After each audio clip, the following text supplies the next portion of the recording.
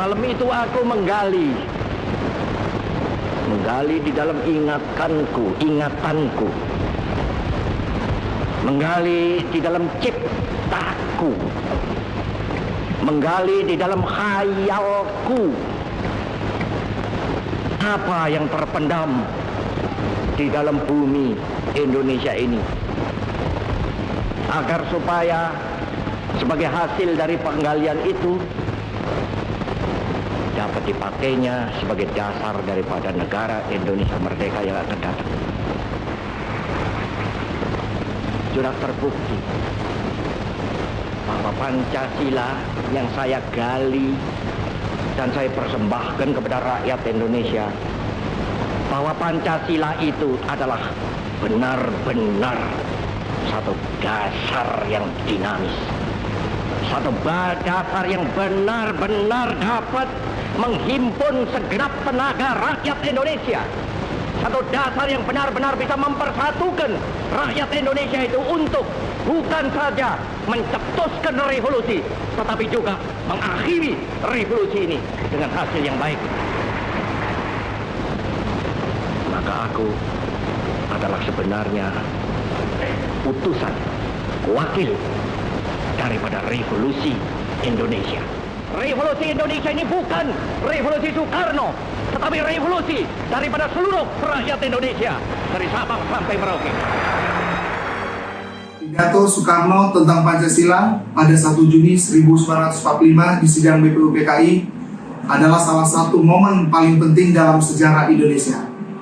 Menurut pendapat saya, pidato Bapak Presiden Soekarno memiliki satu visi persatuan yang kuat.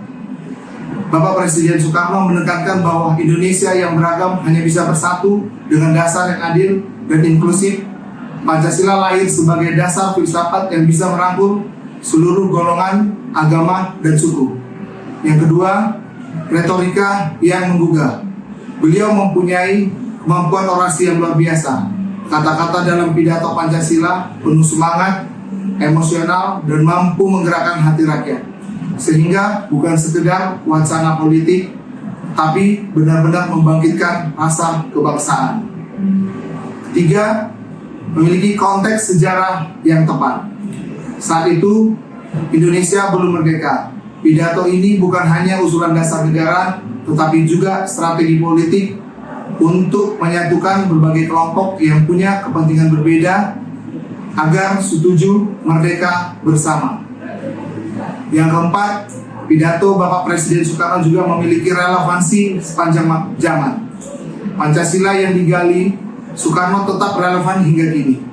Persatuan, keadilan sosial, demokrasi, dan nilai kemanusiaan masih menjadi pegangan bangsa Indonesia di tengah tantangan global. Jadi, pidato Pancasila Soekarno bukan hanya pidato politik biasa, tapi juga manifestasi gagasan besar tentang bagaimana bangsa majemuk seperti Indonesia bisa berdiri kokoh dengan satu dasar bersama.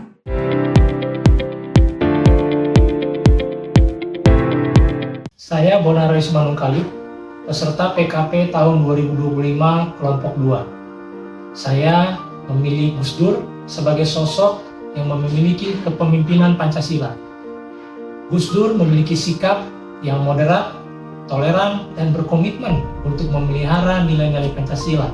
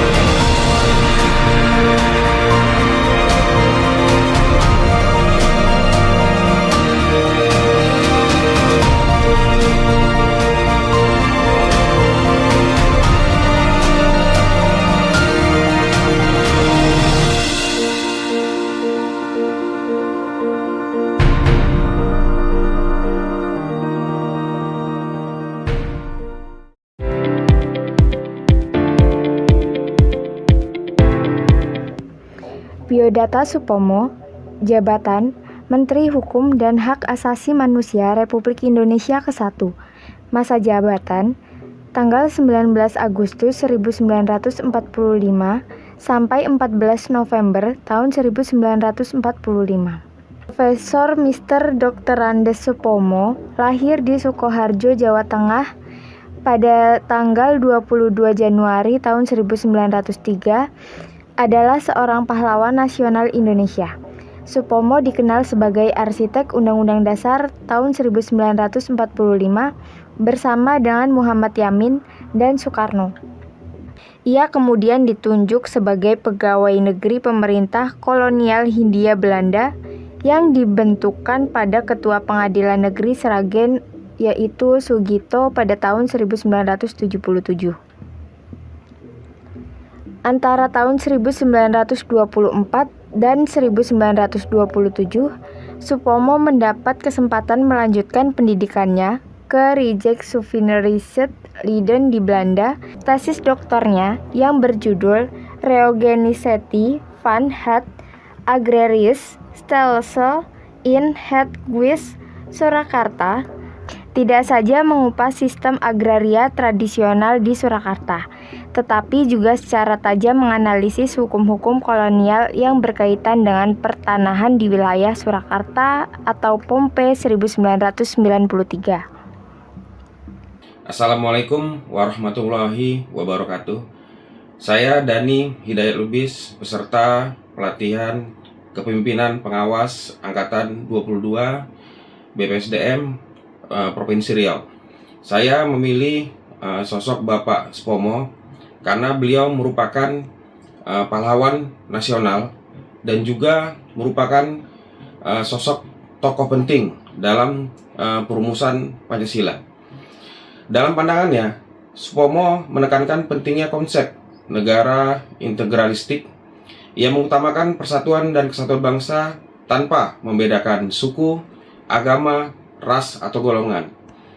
Sikap yang dapat diteladani dari beliau adalah beliau merupakan sosok yang bijaksana, tenang dalam mengambil keputusan, dan juga pekerja keras. Semoga generasi muda bangsa saat ini dapat menteladani sikap dari beliau sehingga dapat mencapai karir yang gemilang dan juga cita-citanya.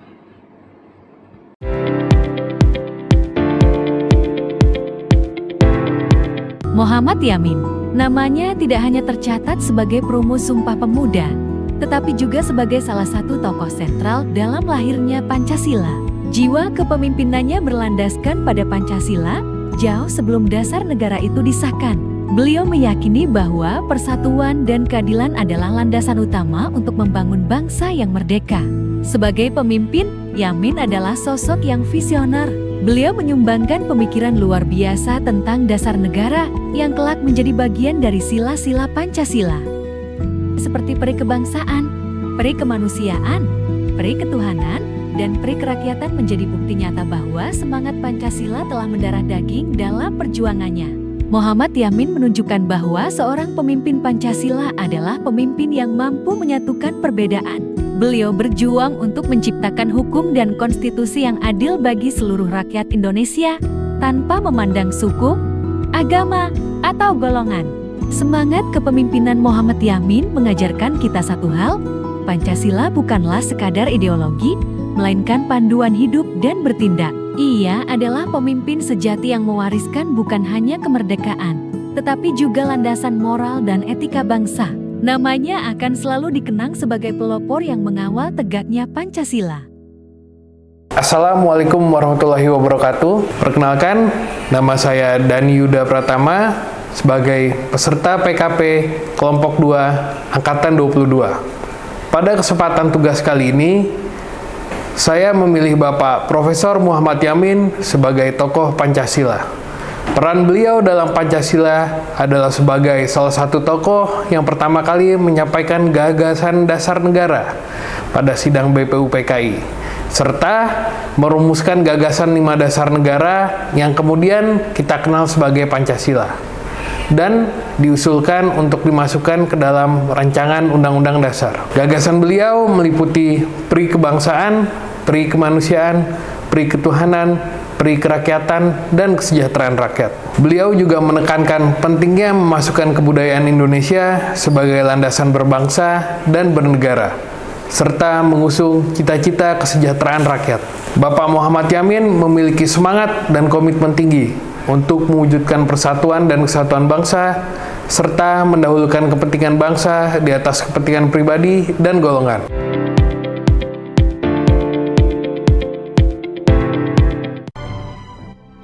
Ki Hajar Dewantara lahir pada tanggal 2 Mei 1889 dari lingkungan Keraton Yogyakarta, yaitu dari keluarga Kadipaten Pakualaman dengan nama Raden Mas Suwardi Suryaningrat. Sebagai golongan ningrat, Suwardi mendapatkan hak untuk mengenyam pendidikan yang layak oleh kolonial Belanda. Ia menamatkan pendidikan dasar di ELS, Sekolah Dasar Eropa atau Belanda. Kemudian sempat melanjutkan ke Stovia, Sekolah Dokter Bumi Putra, tetapi tidak sampai selesai karena beliau sakit. Setelah tidak berhasil menyelesaikan pendidikannya, Suwardi mengawali karirnya dengan bekerja sebagai penulis dan wartawan di beberapa surat kabar, antara lain di Sedia Utama, Midin Java, The Express, Utusan Hindia, dan lain-lain. Suwardi tergolong sebagai penulis yang handal. Tulisan-tulisannya komunikatif, tajam, dan patriotik, sehingga mampu membangkitkan semangat anti-kolonial bagi pembacanya. Selain ulet sebagai seorang wartawan muda, ia juga aktif dalam organisasi sosial dan politik. Pada tahun 1908, beliau bergabung dengan organisasi Budi Utomo bersama Douwes Dekker dan Dr. Cipto Mangunkusumo, yang kemudian dikenal sebagai Tiga Serangkai. Ia mendirikan Indische Partij yang merupakan partai politik. Ki Hajar Dewantara adalah sosok kepemimpinan Pancasila yang sangat saya kagumi. Welas asih dan kepemimpinan yang merujuk seperti butir-butir pembukaan Undang-Undang Dasar Negara Republik Indonesia tahun 1945, yaitu mencerdaskan kehidupan bangsa. Tiga semboyan Ki Hajar Dewantara yang kita kenal, yang berasal dari bahasa Jawa berarti Ingarso Sung Tulodo, artinya di depan memberi teladan atau contoh. Ingat dia mangun karsa, di tengah membangun semangat atau ide, dan tuturi handayani, di belakang memberikan dorongan dan arahan. Semboyan ini merupakan dasar pendidikan yang mengajarkan pentingnya seorang pemimpin atau pendidik menjadi contoh, membangkitkan semangat, dan memberikan dorongan moral. Dengan semboyan tersebut menjadikan dasar kepemimpinan kita agar kita dapat memberikan contoh kepada semua anggota maupun stakeholder yang berhubungan dengan kita. Dan tidak lupa tetap menjunjung tinggi bela negara dan cinta tanah air negeri kita Indonesia.